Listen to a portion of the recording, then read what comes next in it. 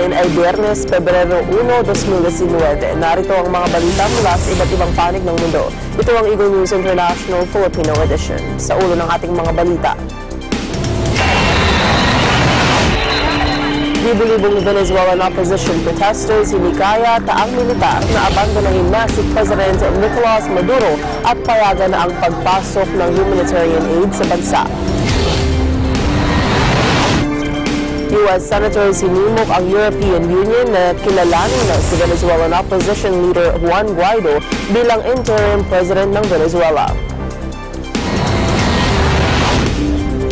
Irish Prime Minister Leo Varadkar ibinasura ang hangarin ng Britanya na buksan muli ang negosasyon sa planong pagkalas sa European Union. Death toll sa paglubog ng bangka sa Djibouti umakyat na sa 52 katao.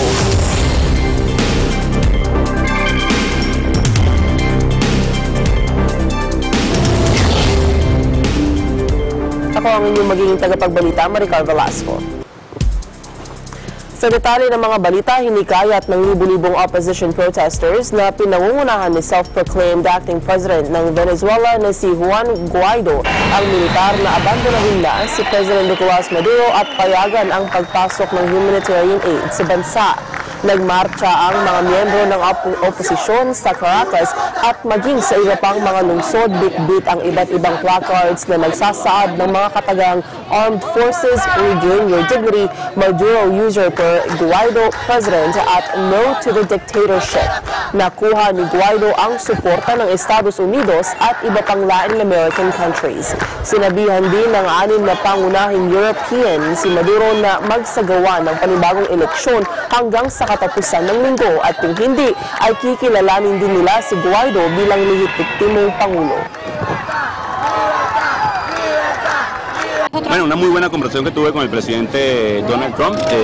Ya habíamos tenido una interacción con el vicepresidente, con parte del equipo ejecutivo, con los senadores, con todos los equipos, como lo hemos tenido también, por ejemplo, con Mauricio Macri, con Sebastián Piñera, nuestro presidente. Y lo importante es el pleno respaldo y reconocimiento por la apertura del canal humanitario, porque nosotros no queremos irnos de nuestro país, queremos seguir en Venezuela luchando por nuestro país, por lo que cada día nuestros pacientes sufren por falta de insumos, de medicinas. Queremos unas elecciones libres y dignas, nos las merecemos. Nosotros hemos luchado durante 20 años con esto, ya no aguantamos más.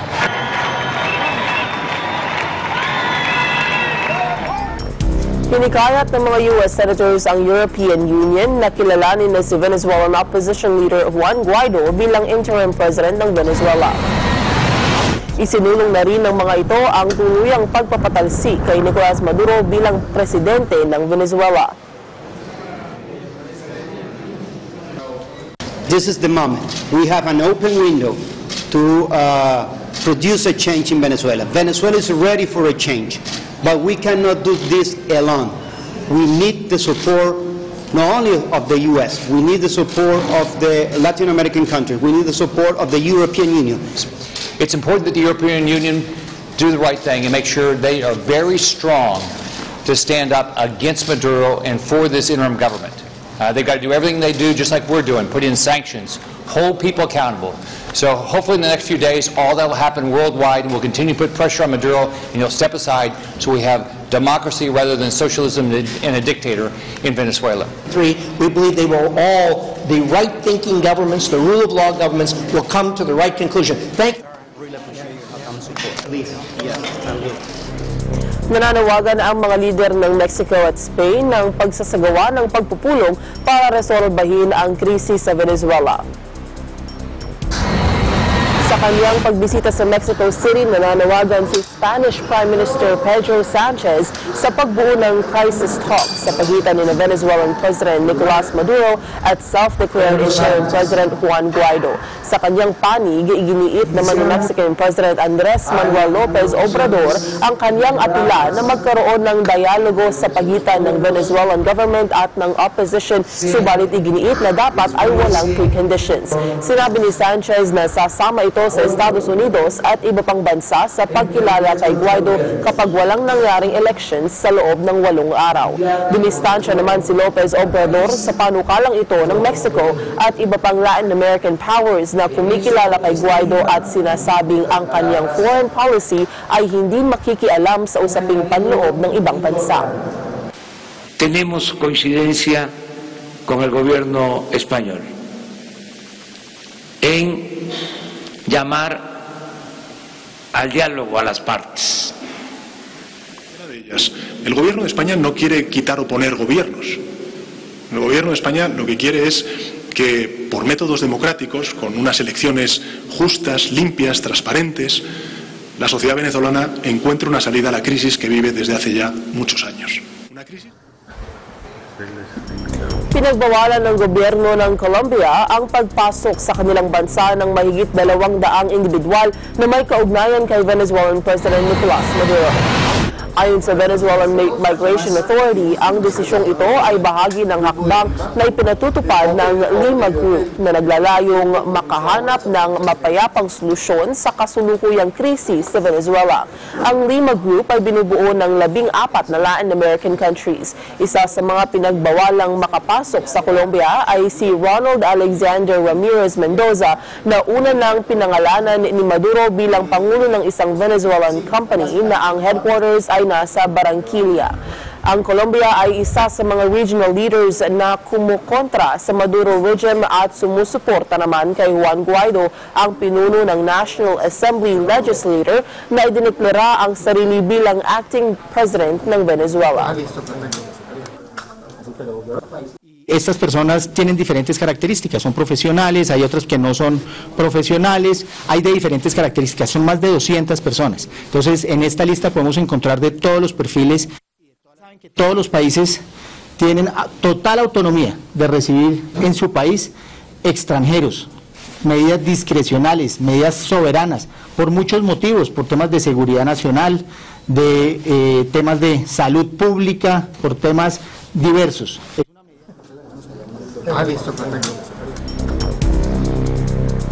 Nagbabalik ang Eagle News International Filipino Edition.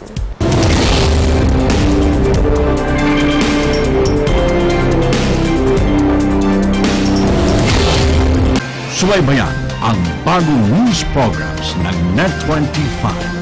Agila, Balita, Washington DC Edition, tuwing Lunes mula alas 7 hanggang alas 7:30 ng umaga. At Eagle News International Filipino Edition, Martes hanggang Biyernes, mula alas 7 hanggang alas 7:30 ng umaga. Lalong pinalakas at pinalawak na pagbabalita. Eagle News Service, as we live in interesting times.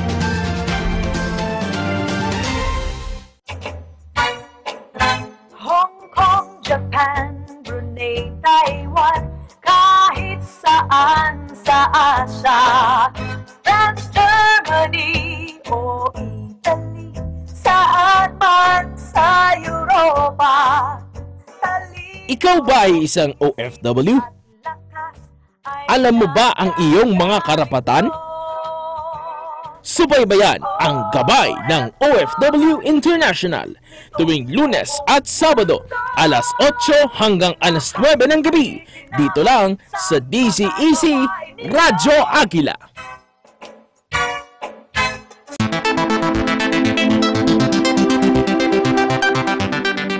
Federalismo. Ang federalismo ay isang sistema ng gobyerno kung saan ang mga miyembrong nasasakupan ay nakapaloob sa isang kasunduan na pamumunuan ng mga gobernador ang mga estado o probinsya sa isang bansa. Sa sistemang ito ay nabibigyan ng kapangyarihan ng isang estado na maging malaya at makapagdesisyon sa sariling nasasakupan. Dahil dito, ang mga estado ay maaaring magpatupad ng kanilang sariling mga batas.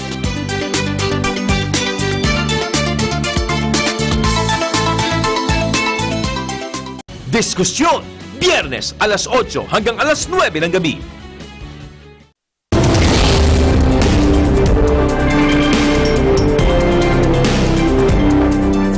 Sinusura ni Irish Prime Minister Leo Varadkar ang hangarin ng Britanya na buksan muli ang negosasyon sa planong pagkala sa European Union. Sinabi ni Varadkar sa harap ng Irish Parliament na pabor siya sa ipinahayag ni EU Council President Donald Tusk na hindi sila mag-aalok ng renegotiation at wala anyang batayan para mag-organisa ng emergency summit. Magugulitang tinanggihan ng mga miyembro ng British Parliament ang Brexit deal. The withdrawal agreement, including the protocol on Ireland and Northern Ireland, is not open for renegotiation. We're at a ratification process now, not still in negotiation. We in Ireland are essentially being asked, as is the EU, to replace legal certainty, having negotiated that over 2 years around British red lines, and to replace it with a hope of something that has yet to be proven. And we need a backstop or insurance mechanism based on legal certainty and not just wishful thinking. In both communities. And the polarization effect of Brexit. Naghain ng petisyon na ang rights group at major trade unions sa France Top Administrative Court para hilinging ipagbawal ang paggamit ng mga riot police ng rubber bullets sa mga rally. Ito ay matapos maraming yellow vest protesters ang nagtamo ng pinsala sa paggamit ng mga pulis ng rubber bullets sa pagbuwag sa mga demonstrators. Samantala, sinabi ng isang government spokesman sa korte na nagsasagawa na ang French police ng investigasyon sa mga insidente ng paggamit ng rubber bullets sa mga nangyayaring kilos protesta.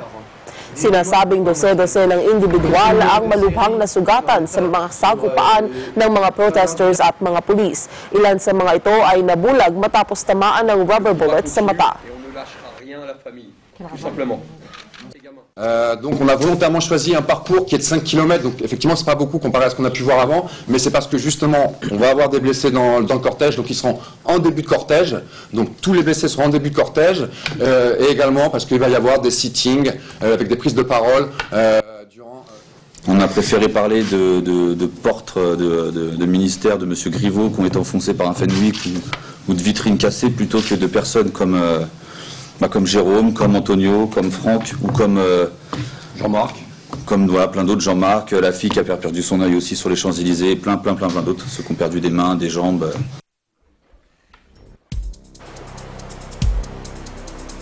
Umakyat na sa 52 katao ang patay sa paglubog ng 2 bangka sa Djibouti. Ayon sa UN Migration Agency, batay sa impormasyong ibinigay ng International Organization for Migration, lumubog ang barko wala pang 1 oras mula nang ito ay magsimulang maglayag. Sa ngayon, isinasagawa na ang search and rescue operation sa Obok sa baybayin ng Godaria. Mula sa 130 kataong bulan ng barko, nasa 16 katao ang nasagip ng mga otoridad. 52 ayaa nimanka halkan ka arkaynaa meydkii ay ciidamadan badda ku jiray ay soo saareen.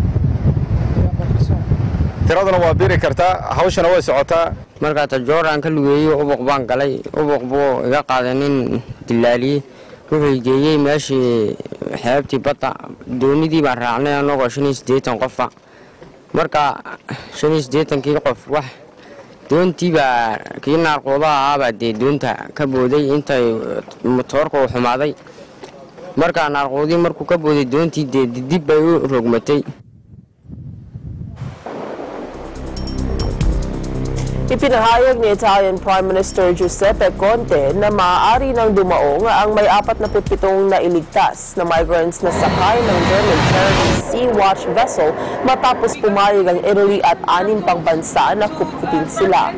Nag-alok ngayon ang France, Germany, Malta, Portugal, Romania at Luxembourg na tanggapin ang mga migrants na sakay ng Sea-Watch 3 vessel mula pa noong Enero 19. Una nang dumaong ang nasabing barko sa Syracuse sa Sicily matapos magkubli doon dahil sa sama ng panahon, subalit pinalipat ito sa Catania. Naging issue ang kapalaran ng mga migrants sa nangyaring standoff sa pagitan ni Italian far-right Deputy Prime Minister Matteo Salvini na nagpa siyang ipasara ang mga ports sa mga migrants. Les remercier pour ce qu'ils ont fait et les encourager encourager encore de fournir plus de fonds, parce que les personnes qui viennent ici, c'est des personnes démunies et c'est des personnes qui ont passé, qui ont risqué leur vie, qui ont fait la prison, qui ont passé par tous sortes de tortures avant d'arriver là.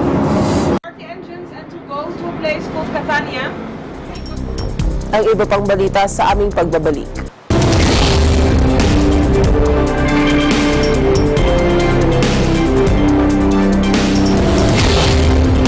Simulan na ang araw kasama ang buong barkada ng pambansang almusal.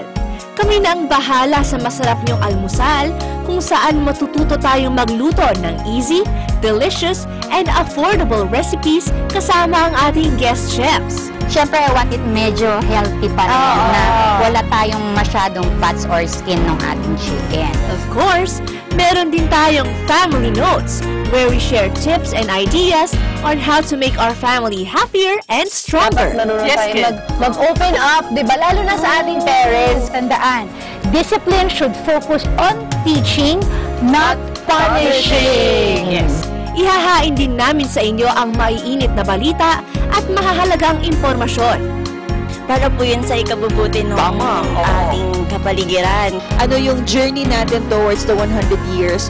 Kaya naman, tutok na sa nag-iisang values-oriented morning show. Pambansang Almusal! Lunes hanggang Biyernes, alas 5 hanggang alas 7 ng umaga, dito lang sa Net 25.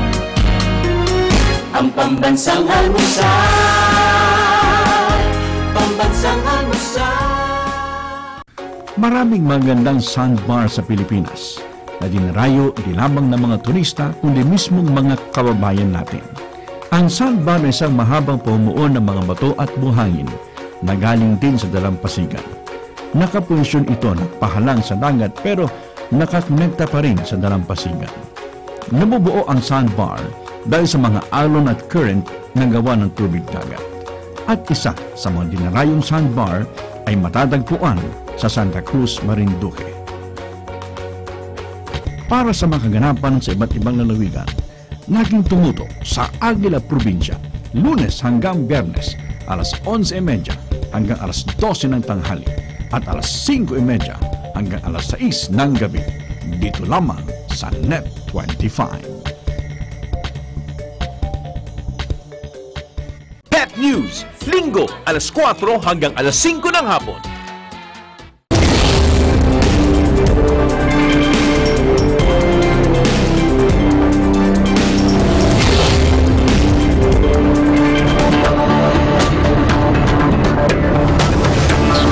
Muling magpupulong ang mga matataas na opisyal ng US at China sa gitna ng tensyon ukol sa kasong kinakaharap ng Chinese telecoms giants na Huawei. Sinabi ni U.S. Trade Representative Robert Lighthizer, partikular na pinaglalabanan ng dalawang bansa ang pangingibabaw sa high-tech industries. 3 taon na ang nakalipas nang ilinsad ng Beijing ang strategic plan na tinatawag na Made in China 2025 na layong ipamukha ang pagiging global leader nito sa aerospace, robotics, artificial intelligence, new generation autos at iba pa. Samantalang ang mga opisyal ng US ay nagsabing sila na ang kumakatawan sa technology and innovation. Paulit-ulit namang sinasabi ni US President Donald Trump na pabor siya sa healthy Chinese economy pero hindi ito dapat na magmula sa mga negosyo at kaalaman ng mga Amerikano.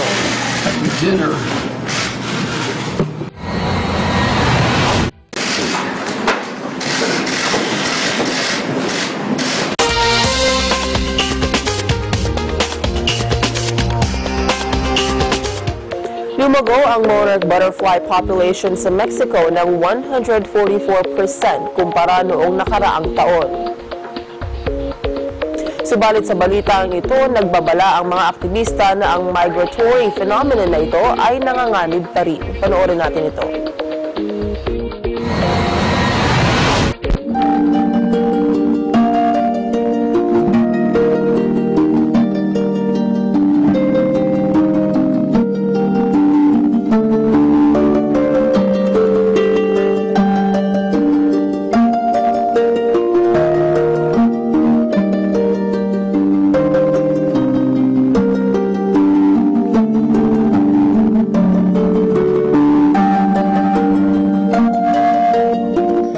llamado de que estas buenas noticias nos refuerzan que sí es posible conservar nuestros recursos naturales, pero que las amenazas que enfrentan y que enfrentamos todos, como el cambio climático, ahí siguen. La batalla no está ganada.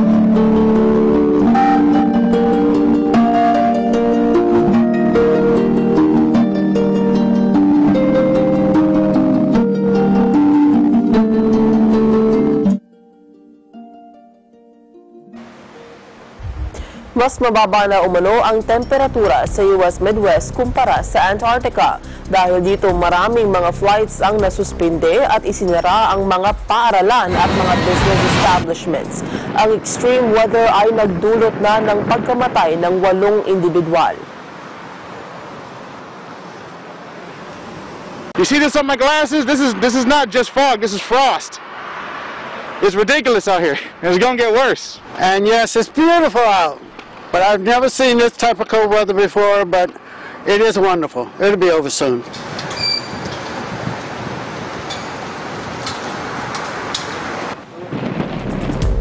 At yan ang kabuuan ng mga balita mula sa iba't ibang bansa. Eagle News International Filipino Edition. Sa pangalan ng mga bumubuo sa Eagle News Service, ako po si Maricar Velasco and I am one with 25.